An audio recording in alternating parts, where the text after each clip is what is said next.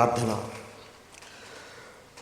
క్రీస్తు యేసునందు మమ్మల్ని అతిమిక్కిలిగా ప్రేమిస్తున్న మా కన్న తండ్రి, పరిశుద్ధుడా, ప్రేమ స్వరూపి, కోటాను కోట్ల దేవదూతలతో యెహోవా పరిశుద్ధుడు, యెహోవా పరిశుద్ధుడు, యెహోవా పరిశుద్ధుడు అని నిత్యము గాన ప్రతిగాలను అందుకుంటున్న మా కన్న తండ్రి, మీ ఘనమైన నామమునకు, శ్రేష్టమైన నామమునకు ప్రభు అయిన యేసుక్రీస్తు వారి పేరట స్తుతులు స్తోత్రాలు చెల్లిస్తున్నాం. నాయన తండ్రి, మరింతవరకు మమ్ములను మా కుటుంబాలను కాచి కాపాడి ఆరోగ్యమును ఆయుష్ను ప్రసాదించి సజీవులుగా ఉంచి మీ కుమారుడైన క్రీస్తు వారి పునరుత్థాన దినమున మీ పిల్లలమైన మేము ఈ గుడిబెల్లంక గ్రామంలో చిన్న మందగా కూడుకొని మిమ్మల్ని ఆత్మతోనూ సత్యముతోనూ ఆరాధించటానికి, ఆత్మలను రక్షించే శక్తి కలిగిన వాక్యమును మేమందరం కూడా వినటానికి, ఆ మాటల ప్రకారంగా బ్రతకటానికి, మీరిచ్చే పరలోక రాజ్యానికి చేరుకోవటానికి మీరు మాకు ఇచ్చినటువంటి అవకాశమును బట్టి క్రీస్తు వారి పేరట స్తుతులు స్తోత్రములు చెల్లిస్తూ ఉన్నాము.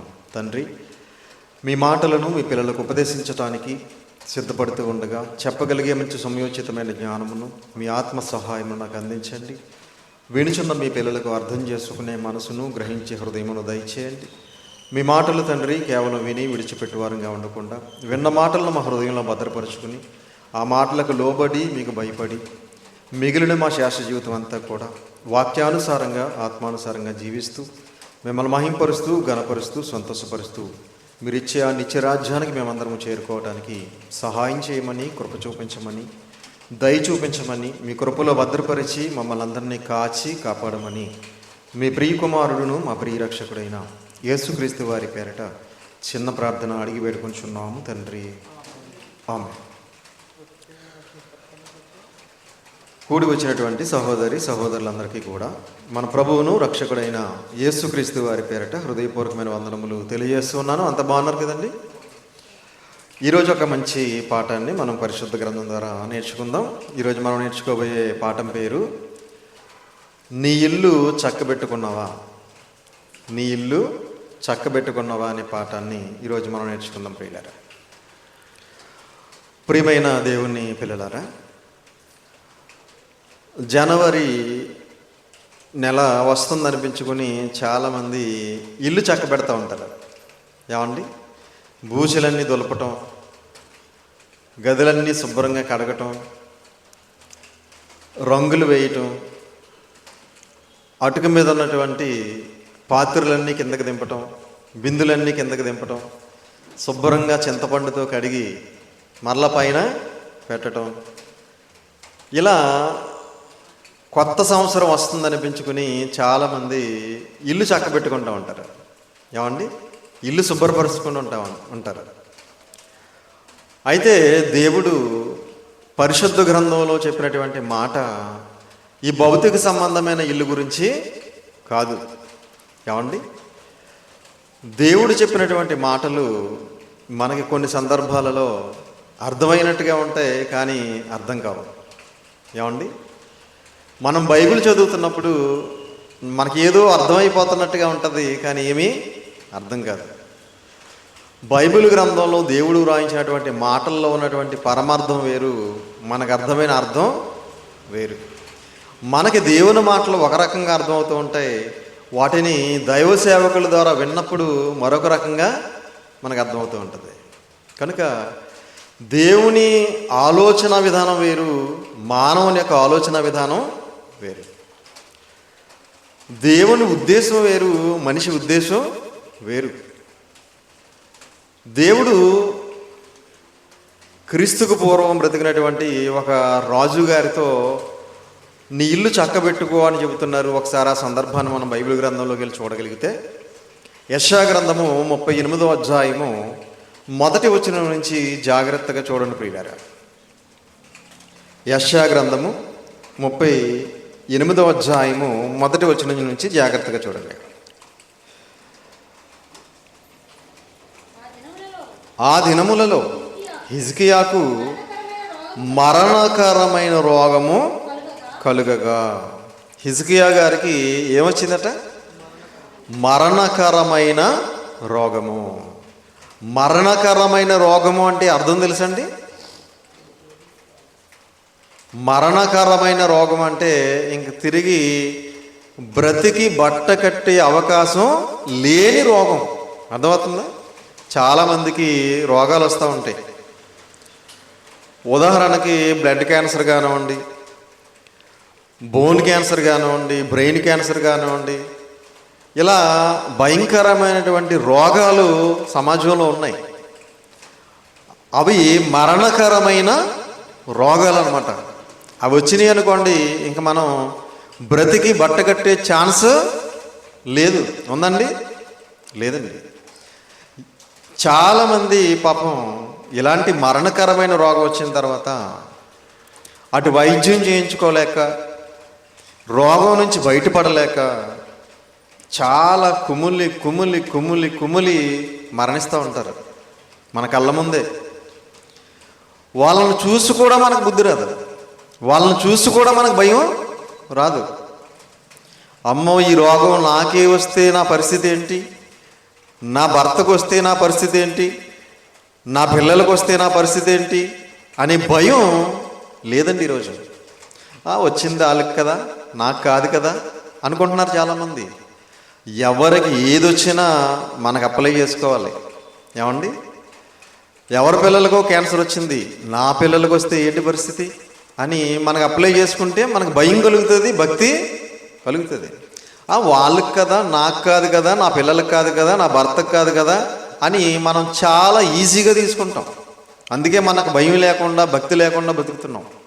ప్రియమైన దేవుని పిల్లలారా, మరణకరమైన రోగం కలుగగా ప్రవక్తయు ఆమోజు కుమారుడునైన యెషయా అతని యొద్దకు వచ్చి, నీవు మరణమవుచున్నావు, నీవు మరణమవుచున్నావు. ఎవరొచ్చారు?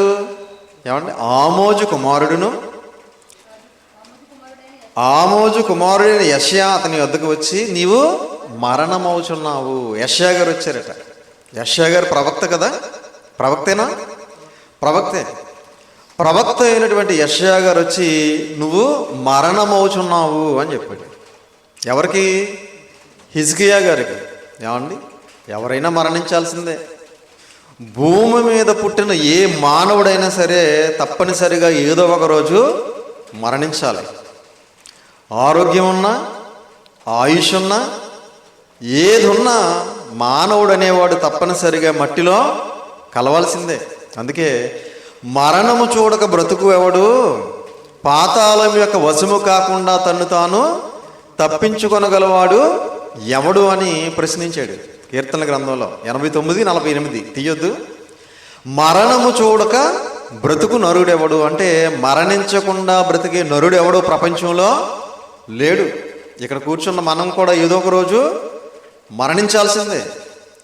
మరణము చూడక బ్రతుకు నరుడెవడు, పాతాళము యొక్క వశము కాకుండా తన్ను తాను తప్పించుకొనగలవాడు ఎవడు అంటే మరణించకుండా బ్రతికే నరుడు లేడు, పాతాళానికి వెళ్లకుండా తప్పించుకునే మానవుడు లేడు అని దేవుని వాక్యం క్రీస్తుకు పూర్వం 1000 సంవత్సరాల క్రితమే తెలియజేసింది. అందుకే నీవు మరణమవుచున్నావు అన్నాడు.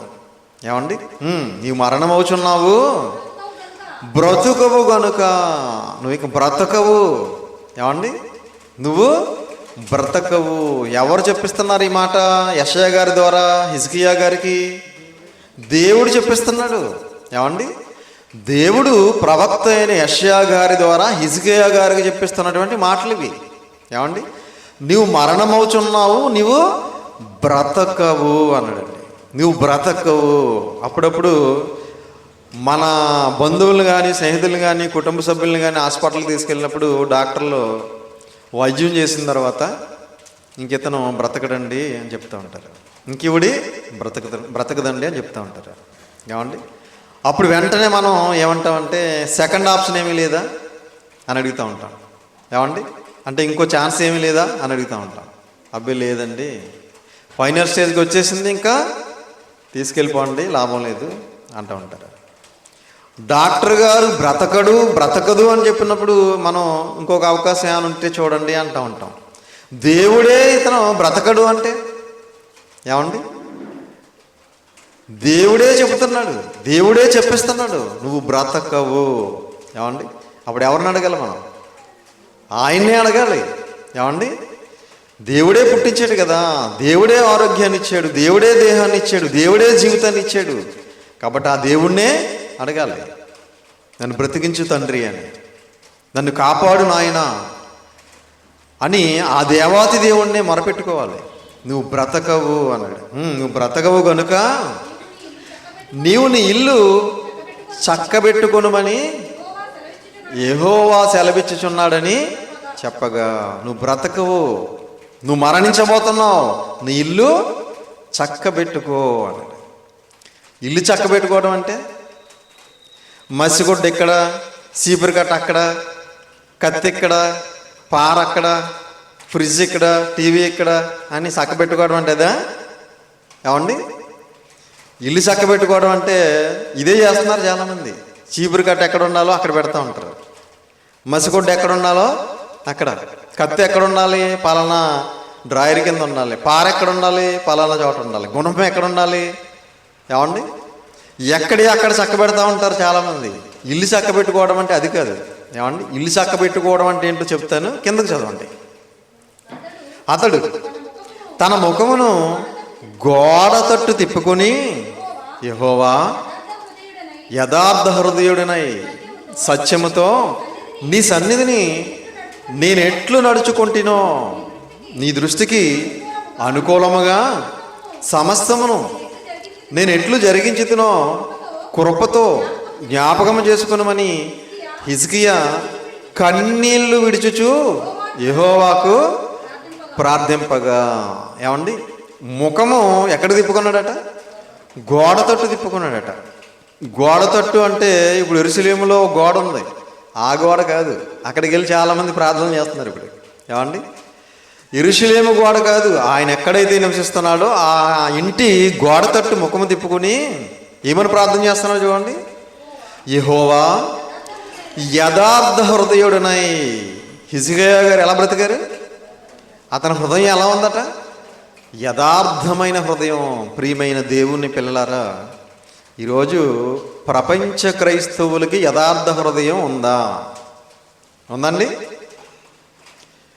క్రైస్తవుడు కానీ, క్రైస్తవురాలు కానీ, క్రైస్తవ బోధకుడు కానీ ఎవరికైనా యథార్థమైన హృదయం కలిగి బ్రతుకుతున్నారా అంటే యథార్థమైన హృదయం ఎవరికి లేదండి. ఏమండి? మరి ఎలాంటి హృదయం ఉంది? హృదయాలు చెడిపోని అందరివి కూడా. హృదయంలో కల్మషం, హృదయంలో స్వార్థం, హృదయంలో ద్వేషం, హృదయంలో పగ, పక్షపాతం, హృదయం నిండా కుళ్ళి కుతంత్రాలు పెట్టుకుని పైకి పరిశుద్ధులుగా చాలామంది అవుతున్నారండి. పైన పరిశుద్ధం, లోన కుశుద్ధం అన్నారు పెద్దలు. ఏమండి? పైకి ఎలా ఉన్నారు? పరిశుద్ధంగా ఉన్నారంట, లోపల కుశుద్ధం అంట. ఏమండి? కానీ హిజ్కియా గారు యథార్థ హృదయం గలవాడిగా బ్రతికాడట. మనం కూడా ఎలా బ్రతకాలి? యథార్థ హృదయం గలవాడిగా బ్రతకాలి. సత్యముతో నీ సన్నిధిని నేను ఎట్లు నడుచుకుంటేనో. సత్యముతో అంటే అర్థం ఏంటి? ఏమండి? సత్యము అంటే అర్థం ఏంటి? యోహాను సువార్త 17వ అధ్యాయము 17వ వచనం చూడండి. సత్యం అంటే ఏంటో అక్కడ రాయబడింది. యోహాను గారు రాసిన సువార్త 17వ అధ్యాయం 17వ వచనం. సత్యమందు వారిని ప్రతిష్ఠ చేయము, నీ వాక్యమే సత్యము. ఏమండి? సత్యం అంటే ఏంటి? వాక్యమే సత్యము, సత్యమే వాక్యం. ఏమండి? ఇప్పుడు హిజ్కియా గారు ఎలా బ్రతికారట? సత్యముతో నీ సన్నిధిని నేను ఎట్లు నడుచుకుంటునో అంటే వాక్యముతో నీ సన్నిధిలో, వాక్యముతో నీ సన్నిధిలో నేను ఎట్లు నడుచుకుంటునో అంటే హిజ్కియా గారు ఎలా నడుచుకున్నారు భూమి మీద బ్రతుకున్నప్పుడైనా మనం ఆలోచించగలిగితే వాక్యానుసారంగా బ్రతికాడు ఆయన, వాక్యానుసారంగా నడుచుకున్నాడు ఆయన. ఈరోజు క్రైస్తవుల జీవితాలు ఎలా ఉన్నాయండి? వాక్యానుసారంగా నడుచుకుంటున్నారా? లేదండి. వాక్యానుసారంగా నడుచుకునే క్రైస్తవులు కరువైపోతున్నారు, వాక్యానుసారంగా నడుచుకునే సేవకులు కూడా కరువైపోతున్నారు. అందరూ కూడా లోకంలో కలిసిపోతున్నారు, పాపంలో పడిపోతున్నారు, లోకంలో లోకస్తుల్లాగా బ్రతుకుతున్నారు. ప్రత్యేకింపబడిన వారుగా ఉండట్లేదు ప్రియులారా. క్రైస్తవుడు అనేవాడు ఎలా ఉండాలి? ప్రత్యేకింపబడిన వాడిగా ఉండాలి, ప్రత్యేకంగా ఉండాలి మన జీవితం. మన మాటలు ప్రత్యేకంగా ఉండాలి, మన చూపులు ప్రత్యేకంగా ఉండాలి, మన ఆలోచనలు ప్రత్యేకంగా ఉండాలి, మన క్రియలు ప్రత్యేకంగా, మన టోటల్గా మన బ్రతుకే ప్రత్యేకంగా ఉండాలి. లోకానికి వేరుగా ఉండాలి. మనం లోకంతో కలిసిపోతే వాళ్ళకి మనకి తేడా లేదండి. మనం మన పాపాలన్నీ కడిగేసుకున్నాం కదా, బాప్తిసం ద్వారా పరిశుద్ధులుగా మార్చబడ్డాం కదా, క్రీస్తు రక్తంతో కడగబడ్డాం కదా, క్రీస్తు రాజ్యంలో సభ్యులుగా చేర్చబడ్డాం కదా. మనం ప్రత్యేకంగా ఉండొద్దా? ప్రత్యేకత అంటే వద్దా మనకి? వాళ్ళతో కలిసిపోతున్నారు ఈరోజు లోకంలో ఉన్న వారితోటి. ప్రియమైన దేవుని పిల్లలారా, కానీ హిజ్కియా గారు సత్యముతో నీ సన్నిధిని నెట్లు నడుచుకుంటునో నీ దృష్టికి అనుకూలముగా సమస్తమును నేను ఎట్లు జరిగించుతునో. ఎవరి దృష్టికి? దేవుని దృష్టికి. ఏమండి? నీ దృష్టికి అనుకూలముగా సమస్తము నేనెట్లు జరిగించుతునో. దేవుని దృష్టికి అనుకూలముగా సమస్తము జరిగించాడంటే హిజ్కియా గారు. మనం ఈరోజు ఎవరి దృష్టికి అనుకూలంగా ఏం జరిగిస్తున్నాం? ఏం జరిగించాం మనం? మనుషుల దృష్టికి అనుకూలమైనవి జరిగిస్తూ ఉంటాం మనం. మనుషుల మెప్పు కోరుకుంటాం మనం. ఏమండి? మనుషుల మెప్పు మన ఆత్మకు ముప్పు. ఏమండి? మనం దేవుని మెప్పు కోరుకోవాలి తప్ప మనుషుల మెప్పు ఎప్పుడు కోరుకోకూడదు. ఇక్కడ హిజ్కియా గారు దేవుని దృష్టికి అనుకూలముగా సమస్తమును నేనెట్లు జరిగించుతునో. కృపతో ఆ పదం అద్భుతం అండి. ఏమండి? హిజ్కియా గారి జీవితం దేవునికి ఇష్టంగా ఉన్నా అతను నేను నీకు ఇష్టంగా బ్రతికాను కదా, నన్ను కాపాడు అంటలేదు. చూడండి, నీ దృష్టికి నేను అనుకూలమైనవన్నీ జరిగించాను, నీకు ఇష్టమైన మార్గంలో వాక్యానుసారంగా నేను జీవించాను, నేను యథార్థ హృదయంతో బ్రతికాను కాబట్టి నన్ను బ్రతికించు అని అడగట్లేదు. చూడండి, కృపతో అన్నాడు. చూడండి, కృపతో జ్ఞాపకం చేసుకొని హిజ్కియా కన్నీళ్లు విడిచుచు యెహోవాకు ప్రార్థింపగా. కన్నీళ్లు విడుస్తూ ప్రార్థించాడట. ఏమండి? కృపతో జ్ఞాపకం చేసుకోమంటున్నాడు, కన్నీళ్లు విడుస్తూ ప్రార్థన చేస్తున్నాడు. ప్రియమైన దేవుని పిల్లలారా, ఈరోజు క్రైస్తవులకు కన్నీళ్ళు వస్తున్నాయండి ప్రార్థనలో? కన్నీటి ప్రార్థన చేసేవాళ్ళు ఉన్నారండి? లేరండి. అసలు మామూలు ప్రార్థన చేసేవాళ్ళే లేరు. ఏమండి? ఇంతకుముందు కనీసం మామూలు ప్రార్థన చేసేవారు, ఉపవాస ప్రార్థన చేసేవారు, కన్నీటి ప్రార్థనలు చేసేవారు. ఇప్పుడు అసలు మామూలు ప్రార్థన కూడా చేయట్లేదండి. ప్రియమైన దేవుని పిల్లలారా, ఎప్పుడు చేస్తారు? ఏదైనా రోగం వచ్చినప్పుడు చేస్తారు. బాధ కలిగినప్పుడు అన్నీ బాగుంటే ఎవడో ప్రార్థన చేయడండి. ప్రియమైన దేవుని పిల్లలారా, ఇక్కడ హిజ్కియా గారు కృపతో నన్ను జ్ఞాపకం చేసుకోను ఆయన అని కన్నీళ్లతో దేవునికి ప్రార్థన చేస్తున్నాడట. ఏమండి? అప్పుడు దేవుడు 15 సంవత్సరాల ఆయుష్కాలం పెంచాడు. మీరు కొంచెం ఎదరికి చదివితే ఎన్ని సంవత్సరాలు?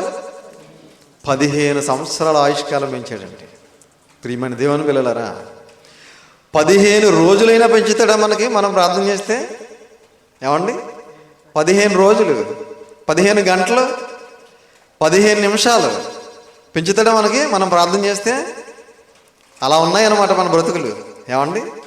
హిజ్కియా గారు కన్నీళ్లతో ప్రార్థన చేస్తే దేవుడు అతని జీవితాన్ని బట్టి, అతని ప్రవర్తనను బట్టి, అతని భక్తిని బట్టి, అతని విశ్వాసాన్ని బట్టి 15 సంవత్సరాల ఆయుష్కాలం పెంచాడండి. ఇంకా హిజ్కియా గారి జీవితం ఎంత గొప్పగా ఉందో చూస్తారా? దినవృత్తాంతాల 2వ గ్రంథం ఇందాక వాక్యపట్నం చేసుకున్నాం కదా, 31వ అధ్యాయము 20-21 వచ్చినా చూడండి. దినవృత్తాంతాల 2వ గ్రంథము 31వ అధ్యాయము, దినవృత్తాంతాల 2వ గ్రంథం 31వ అధ్యాయము 20-21 వచ్చినారు. హిజ్కియా యోధా దేశం అంతటను ఇలాగున జరిగించి తన దేవుడైన యెహోవా దృష్టికి అనుకూలముగాను యథార్థముగాను నమ్మకముగాను పనిచేయుచు వచ్చాను. హిజ్కియా గారు దేవుని దృష్టికి ఎలా ఉన్నాడట? తీసారమ్మా, దినవృత్తాంతాల 2వ గ్రంథము 31వ అధ్యాయము 20-21 వచ్చినారు. యెహోవా దృష్టికి అనుకూలముగాను, దేవుని దృష్టికి ఎలా ఉన్నాడు? అనుకూలముగాను యథార్థముగాను నమ్మకముగాను పనిచేయచు వచ్చాను. దేవుని దృష్టికి అనుకూలంగా ఉన్నాడు, అలాగే ఇంకెలా ఉన్నాడు? యథార్థంగా ఉన్నాడు, నమ్మకంగా ఉన్నాడు. మనం కూడా ఎలా ఉండాలి? దేవుని దృష్టికి యథార్థంగా ఉండాలి, అలాగే అనుకూలంగా ఉండాలి, నమ్మకంగా ఉండాలి. ఈరోజు దేవుని దృష్టికి యథార్థంగా లేరు, అనుకూలంగా లేరు, నమ్మకంగాను లేరు. రోగం వస్తే మాత్రం నన్ను కాపాడు తండ్రి అని ప్రార్థన చేస్తూ ఉంటారు. ఏమండి? అనారోగ్యం వచ్చినప్పుడు ప్రార్థన చేయండి పాస్టర్ గారు అంటూ ఉంటారు. వీళ్ళ జీవితం ఏమైనా పోనీ దేవుని దృష్టికి యథార్థంగా ఉందా, అనుకూలంగా ఉందా, నమ్మకంగా ఉందా అంటే ఉండదు. కానీ ప్రార్థన మాత్రం చేసేయాలి, ఆయుష్ని పెంచేయాలి, ఆరోగ్యాన్ని ఇచ్చేయాలి. ఎలాగిస్తాడు? ఏమండి? నువ్వు నచ్చనప్పుడు, నీ ప్రవర్తన నచ్చినప్పుడు, నీ జీవితం నచ్చినప్పుడు, నీ జీవితం వాక్యానుసారంగా లేనప్పుడు, నీ ఇష్టం వచ్చినట్టుగా నువ్వు బ్రతికినప్పుడు దేవుడు నీకు ఎందుకు ఆరోగ్యాన్ని ఇవ్వాలి, ఎందుకు ఆయుష్ని ఇవ్వాలి? ప్రియమైన దేవుని పిల్లలారా, హిజ్కియా గారు అనుకూలంగా బ్రతికాడట, నమ్మకంగా బ్రతికాడట. ఇంకా ఎలా బ్రతికాడు చూడండి. యథార్థముగాను నమ్మకముగాను పనిచేయచి వచ్చెను, తన దేవుని ఆశ్రయించుటకై దేవుని మందిరములో సేవ విషయమందేమి. దేవుని మందిరములో సేవ విషయమందేమి. సేవ విషయంలో కూడా ఎలా ఉన్నాడట? చాలా నమ్మకంగా ఉన్నాడు. దేవుని మందిరపు సేవ విషయంలో కూడా ముందుండేవాడు హిజ్కియా గారు. చాలామంది దేవుని మందిరానికి సేవ చేసే విషయంలో ముందుకు రారండి చాలామంది. ఏమండి? వాళ్ళ సొంత పనుల్లో అయితే చాలామంది ఉంటారు. దేవుని పని అనేసరికి ముందుకు రారు ఎవరు. ఏమండి? వస్తారండి? దేవుని పనికి ఎవరు ముందుకు రారు. వాళ్ళ సొంత పనులకు మాత్రం తెల్లవారుజామున వెళ్ళిపోతారు అవసరం అయితే, అర్ధరాత్రిగా వెళ్ళిపోతారు అవసరం అయితే, ఒకరోజు ముందే వెళ్ళిపోతారు అవసరం అయితే. సొంత పనుల్లో దేవుని పనికి ఎవరో ఒకరు చేస్తారులే. కానీ ఇక్కడ హిజ్కియా గారు ఎలా ఉన్నారు? దేవుని మందిరపు సేవ విషయమందేమి, ధర్మశాస్త్ర విషయమందేమి. అంటే దేవుడు రాయించిన ధర్మశాస్త్ర గ్రంథం ఉంది కదా, బైబిల్ గ్రంథం.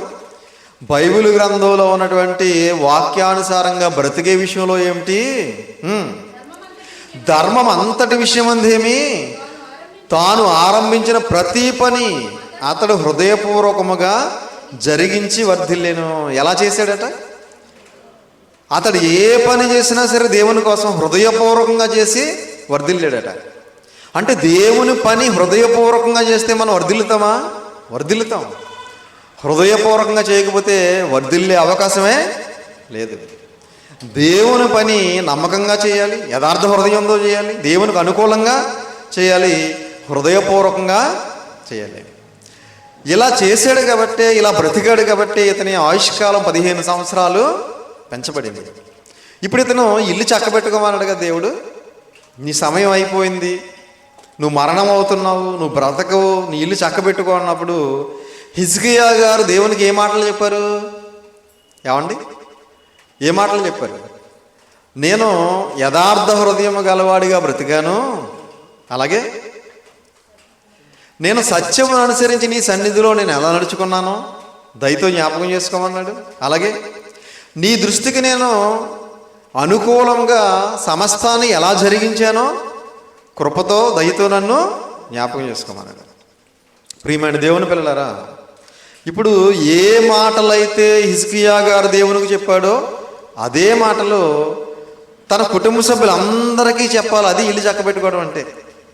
ఇదిగో నేను దేవుని దృష్టికి యథార్థ హృదయం గలవాడిగా బ్రతికాను, మీరు కూడా యథార్థ హృదయం గలవారిగా దేవుని కోసం బ్రతకండి అని కుటుంబ సభ్యులందరినీ, భార్యను, బిడ్డలను, మనవలను, మనవరాలను అందరినీ పిలిచి చెప్పాలి. అలాగే నేను దేవుని సన్నిధిలో ఇదిగో వాక్యానుసారమైన జీవితాన్ని నేను జీవించాను, మీరు కూడా వాక్యానుసారంగా బ్రతకండి అని చెప్పాలి. అది ఇల్లు చక్కబెట్టుకోవడం అంటే. అర్థమవుతుందండి? ఇల్లు చక్కబెట్టుకోవడం అంటే ఇంట్లో సామాన్లు చక్కబెట్టుకోవడం కాదు, ఇంట్లో వస్తువులు చక్కబెట్టుకోవడం కాదు.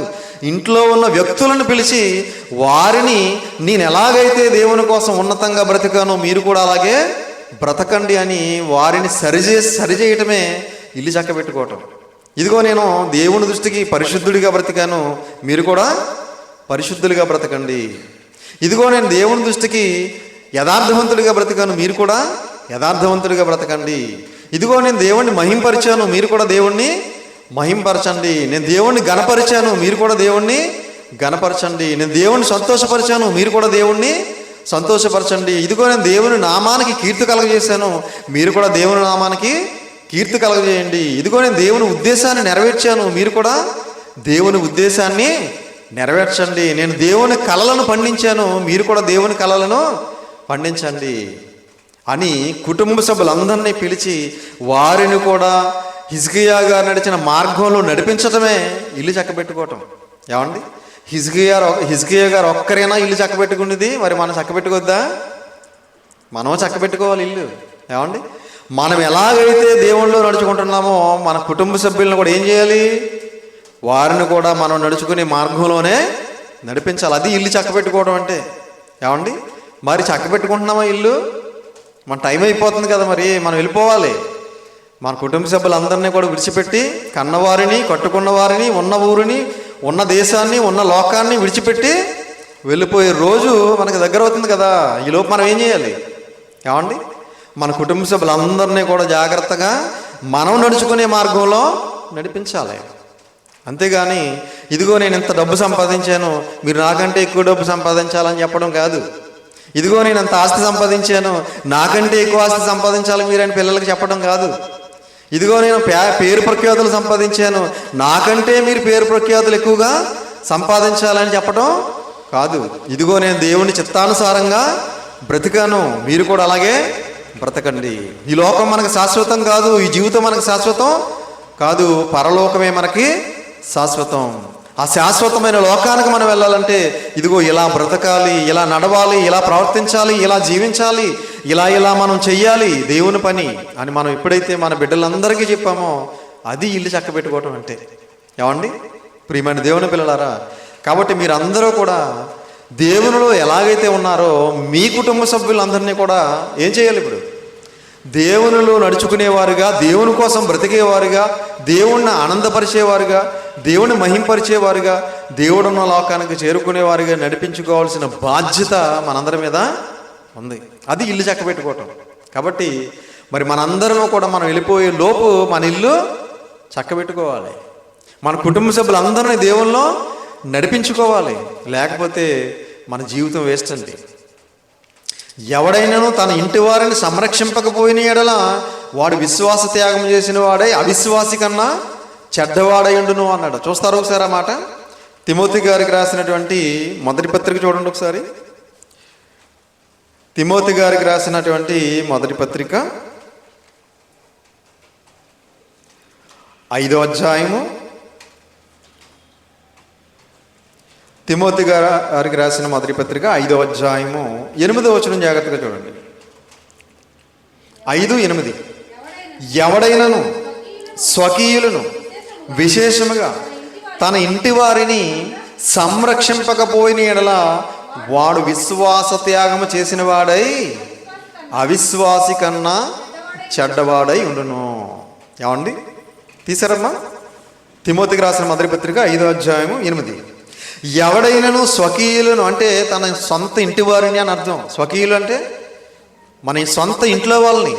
స్వకీయులను విశేషముగా తన ఇంటి వారిని సంరక్షింపకపోయిన ఎడల వాడు విశ్వాస త్యాగం చేసిన వాడై అవిశ్వాసి కన్నా చెడ్డవాడై ఉండును.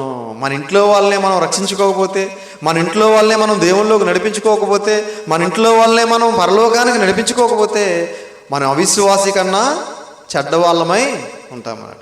కాబట్టి చెప్పటం మన వంతు. ఏమండి, మనం చెప్పాలి, సాయశక్తిలో మనం చెప్పాలి, నడిపించుకోవడానికి మనం ప్రయత్నం చేయాలి. నడవకపోతే మనం ఏం చేయలేము, వినకపోతే మనం ఏమీ చేయలేము. చెప్పటం వరకే మనం, మారకపోవటం వాళ్ళ ఇష్టం. ఏమండి, కొంతమంది మారరండి, ఎన్ని మాటలు చెప్పినా ఇంట్లో వాళ్ళు మారరు. మనం ఏం చేస్తాం అప్పుడు చెప్పండి? ఏం చేయలేం. దేవునికి అప్పగించుకోవటం, ఇంకా ప్రతిరోజు వాళ్ళ కోసం ప్రార్థన చేయటమే. ఏదో ఒకరోజు ఒకవేళ వాళ్ళు మారే అవకాశం ఉంటుంది. కనుక ప్రియమైన దేవుని పిల్లలారా, మన కుటుంబ సభ్యులను, మన బంధువులను, స్నేహితులను, మన చుట్టూ ఉన్న అనేక మందిని మనం వెళ్ళిపోయే లోపు ఈ దేవుని మార్గంలో నడిపించడానికి మనం ప్రయత్నం చేయాలి. కొందరినైనా అగ్గిలోంచి లాగినట్టుగా లాగి రక్షించమన్నాడు కదా. కొందరినైనా రక్షించడానికి ప్రయత్నం చేయాలి. అందరినీ రక్షించలేము, మనం అందరినీ కాపాడలేము, అందరినీ నడిపించలేము. కనీసం కొందరినైనా నడిపించడానికి మనం ప్రయత్నం చేయాలి. కాబట్టి మన ఇల్లు మనం చక్కబెట్టుకోవాలి. హిజ్కియా గారికి వచ్చింది కబురు, మనకు కూడా ఏదో ఒక రోజు ఇల్లు చక్కబెట్టుకునే అవకాశం వస్తుంది. అప్పుడు మన ఇల్లు మనం చక్కబెట్టుకుని వెళ్ళిపోవాలి. ఏమండి ప్రియమైన దేవుని పిల్లలారా, ప్రతి ఒక్కరూ కూడా తన కుటుంబ సభ్యులందరినీ కూడా దేవుళ్ళలో నడిపించుకుని దేవుడిచ్చే నిత్యరాజ్యానికి చేరుకోవడానికి ప్రయత్నం చేయాలని ప్రేమపూర్వకంగా తెలియజేస్తూ ఈ మాటలు ముగిస్తున్నాను. అందరికీ వందనాలు.